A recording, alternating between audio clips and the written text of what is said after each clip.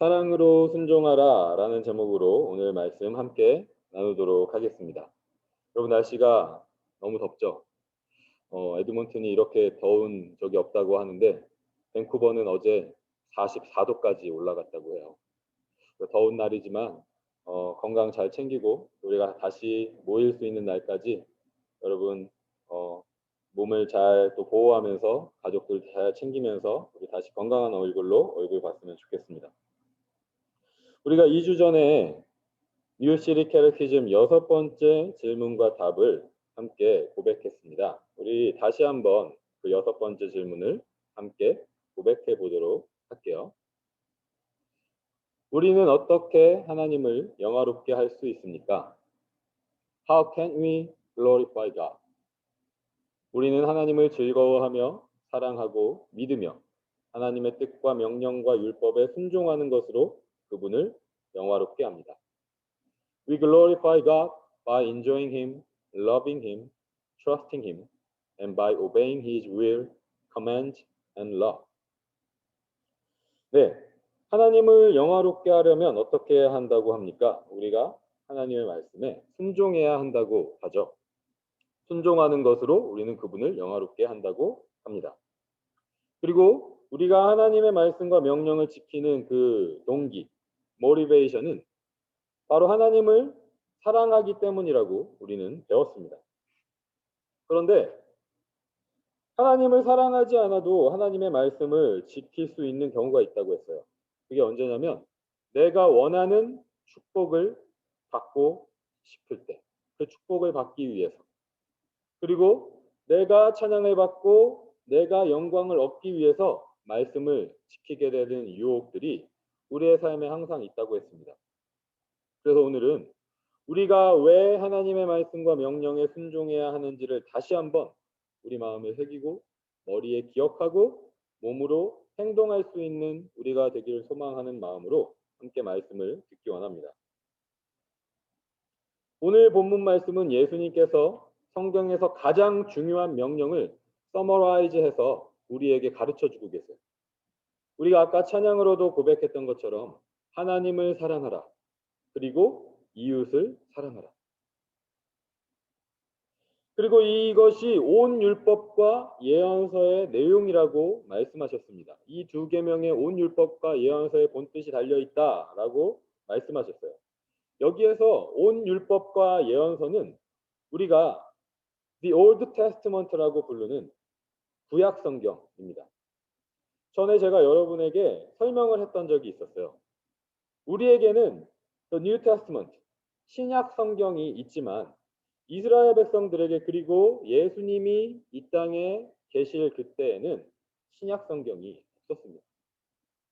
그때는 성경이라고 하면 그냥 구약 성경만 있었어요.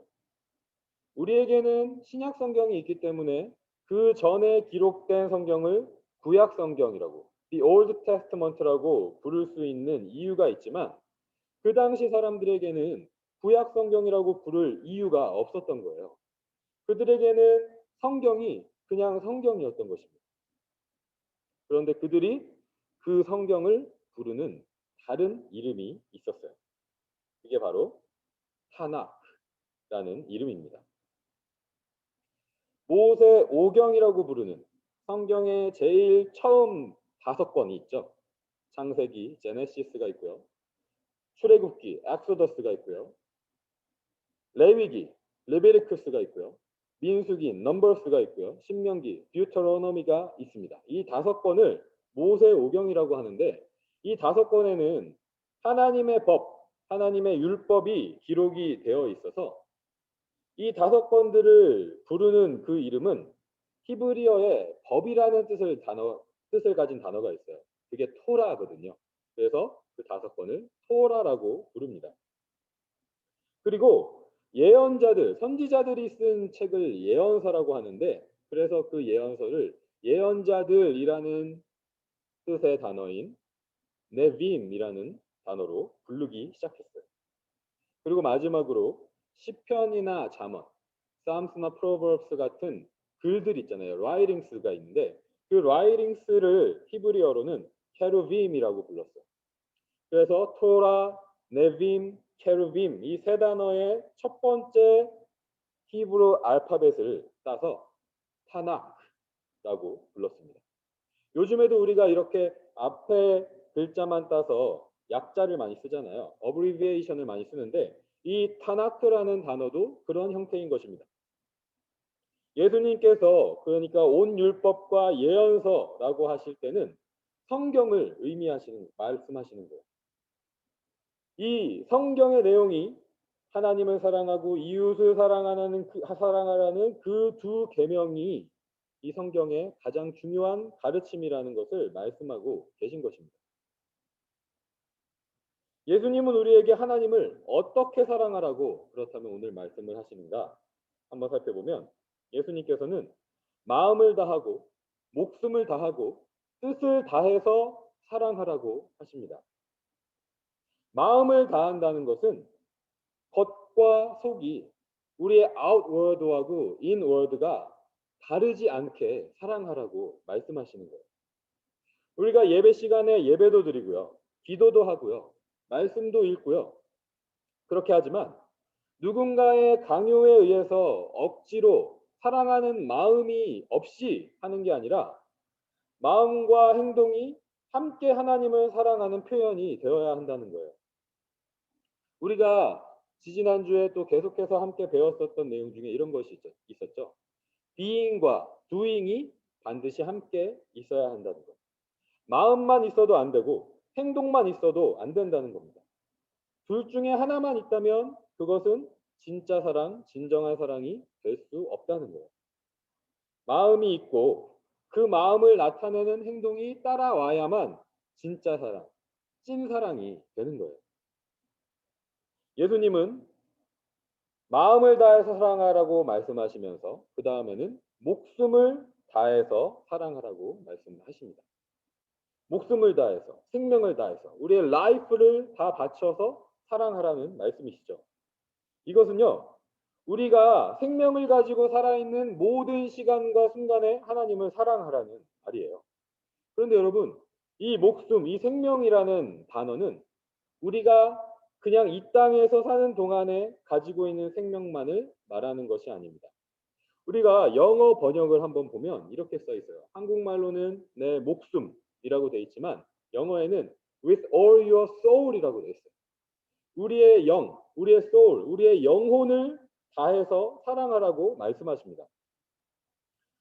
그 뜻이 무엇이냐? 그렇다면 우리의 목숨을 다하라는 말은 우리 영혼의 생명을 다해서 이 땅의 생명만 다하는 게 아니라 영혼의 생명을 다해서 하나님을 사랑하라는 거예요. 이 땅에서 우리의 몸이 죽어도 영원히 존재하는 영혼의 그 생명을 다해서 하나님을 사랑하라는 것입니다. 그래서 목숨을 다해서 생명을 다해서 사랑한다는 것은 우리에게 생명이 있는 동안 이 땅에서 그리고 영원히 우리가 가진 그 영원한 생명을 가진 동안 변함없이 언제나 하나님을 사랑하라라는 말씀이에요. 그리고 마지막으로 예수님께서는 우리에게 뜻을 다해서 사랑하라고 하십니다. 이 뜻을 다해서 사랑하라는 말은 쉽게 말하면 understanding을 가지고 사랑하라는 말이에요. 그냥 사랑하라고 말씀하시는 것이 아니라 무조건 사랑하라고 말씀하시는 것이 아니라 무언가를 제대로 알고 이해한 상태에서 사랑하라는 것입니다. 그러면 무엇을 알고 이해해야 한다는 것일까요? 바로 하나님을 알고 하나님이 하신 일이 무엇인지를 이해하고 사랑하라는 것입니다. 예수님께서 오늘 주신 이 두 가지 계명은요. 사실 하나님께서 이미 이스라엘 백성들에게 주신 계명입니다. 우리가 잘 아는 십계명이 바로 그것이에요. 십계명에서 첫 번째부터 네 번째까지는 하나님을 사랑하는 것에 대한 내용이고요. 다섯 번째부터 열 번째까지는 이웃을 사랑하는 것에 대한 내용입니다. 그런데 하나님께서 십계명을 언제 주셨는지가 중요해요. 하나님께서 어느 날 갑자기 나타나셔서 아무 이유도 없이 십계명을 주신 것이 아니라는 것입니다. 이집트에서 바로 왕의 노예가 되어서 고통받으며 살고 있었던 이스라엘 백성들에게 하나님께서 찾아오셨어요. 하나님이 그들의 하나님이심을 알려주셨고요. 그들은 하나님의 백성이라는 것을 알려주셨습니다. 그리고 이집트 땅에 10가지 재앙을 내리시고 홍해 바다를 갈라서 길을 만들어 주시는 기적을 통해서 이스라엘 백성들을 구원해 주셨습니다. 그들을 사랑하셔서 고통과 죽음과 절망의 땅에서 구원해 내셨습니다. 이 일을 다 행하신 다음에 하나님께서는 오늘 이 십계명을 주셨어요. 이제 더 이상 죄와 죽음과 이 세상에 속한 왕에게, 이 세상의 가치관에게 노예가 되지 말고 이 세상의 헛된 것들, 영원하지 않은 것들, 썩어서 없어질 것들을 예배하고 찬양하고 사랑하는 존재가 되지 말라고 말씀하신 것입니다. 이제 그들의 진정한 창조자시고 구원자이시고 왕이시고 아버지가 되시는 하나님만 예배하고 사랑하고 찬양하라고 말씀하고 계신 거예요. 하나님의 사랑을 먼저 받은 존재로서 이제 하나님을 사랑하는 존재가 되라고 말씀하고 계신 것입니다. 이것을 알고 이해할 때, 이러한 언더스탠딩이 우리에게 있을 때, 뜻을 다할 때 우리는 하나님도 마음을 다하여 사랑할 수 있고 목숨을 다하여 사랑할 수 있는 것입니다. 마음과 행동이 일치하게 하나님을 사랑할 수 있고요. 우리의 몸과 영혼이 영원히 변함없이 매 순간순간마다 언제나 하나님을 사랑할 수 있는 것입니다. 여러분, 억지로 하나님을 사랑하려고 하지 않기를 바라요. 억지로 내 힘으로 하려고 하는 사랑은 진짜가 될 수도 없고요. 계속 지속될 수도 없습니다. 우리가 하나님을 진짜 사랑하고 변함없이 사랑할 수 있는 단 한 가지 방법은 하나님의 사랑을 먼저 아는 것뿐입니다. 하나님이 얼마나 나를 사랑하시는지, 어떻게 나를 사랑하시는지를 알면, 그 언더스탠딩이 우리에게 있으면 우리도 하나님을 기쁘고 즐겁게 진실된 마음으로 사랑할 수 있는 것입니다. 이렇게 하나님을 사랑하는 우리들이 되기를 원합니다. 사랑으로 하나님의 말씀에 순종하는 우리들이 되기를 원합니다. 하나님께서 우리를 먼저 사랑하셨다는 것을 알기 때문에 우리도 하나님을 사랑하라는 말씀에 순종하기를 원합니다. 아멘. 그렇다면 우리는 어떻게 하나님을 마음을 다하고 목숨을 다하고 뜻을 다해서 우리의 삶 속에서 사랑할 수 있을까요? 그 사랑을 어떻게 표현할 수 있을까요? 우리가 이 시간 이렇게 모여서 지금처럼 예배드리고 말씀 듣고 기도하고 헌금을 드리고 봉헌하고 하는 그 모든 것들도 하나님을 사랑하는 표현입니다. 그런데 이 예배로 하나님을 향한 우리의 사랑을 표현하는 것이 끝나는 것은 아니라는 것이죠. 왜냐하면 우리의 예배는 흩어져서도 계속 이어져야 하기 때문입니다. 흩어져서 이어지는 우리의 예배는 어디에서 드리는 예배일까요? 바로 우리가 이웃들과 맺는 관계에서 드리는 예배입니다. 우리의 이웃들, 가깝게는 우리의 가족들, 부모님들과 형제들과 자매들, 그리고 친구들, 그리고 가깝지 않아도 삶에서 만나게 되는 모든 사람들이 우리의 이웃들이죠. 여러분은 이웃들을 사랑하는 것이 쉬운가요? 어려운가요? 관계가 좋을 때는 쉬울 수도 있어요. 그죠? 관계가 좋고 서로 친하고 그런 좋은 관계에 있으면 쉬울 수도 있습니다. 부모님이 나를 사랑해 주시고요. 형들과 누나들과 동생들과 즐겁고 재미있게 놀 때는, 그리고 함께 있으면 시간 가는 줄 모를 만큼 너무 좋은 친구들과 함께 있을 때는, 그 사랑하는 사람들과 좋은 관계에 있을 때는 서로 사랑하는 것이 쉬울 수 있습니다. 하지만 여러분들도 잘 알고 경험하고 느끼고 있는 것처럼 사랑하는 것이 항상 쉬운 것은 아니죠. 관계가 어려울 때가 있습니다. 싸울 때가 있고요. 미워할 때가 있어요. 그럼 그럴 때는 우리는 어떻게 해야 할까요? 예수님께서 오늘 말씀하십니다. 너의 몸과 같이 사랑하라. Love your neighbor as yourself라고 말씀하시죠. 이웃들이 나의 몸인 것처럼 사랑하라고 말씀하고 계세요. 우리는 본능적으로 우리 자신을 돌보고 아끼고 사랑합니다. 가르쳐주지 않아도요. 아플 때, 몸을 보호해야 할 때 스스로 알아서 그 일을 잘합니다. 제가 제 딸 유은이를 보면서 이걸 참 많이 느낄 때가 있어요. 우리 유은이는 자기가 뭐 배가 고플 때 아니면 어떤 바이타민 같은 게 부족할 때 과일이 먹고 싶어. 채소가 먹고 싶어. 평소엔 잘 먹지도 않던 거가 먹고 싶다고 얘기해요. 추우면 옷을 알아서 잘 챙겨 입고요. 아프면 약을 달라고 얘기해요. 한 번은 유은이가 침대에서 놀다가 바닥에 떨어진 적이 있어요.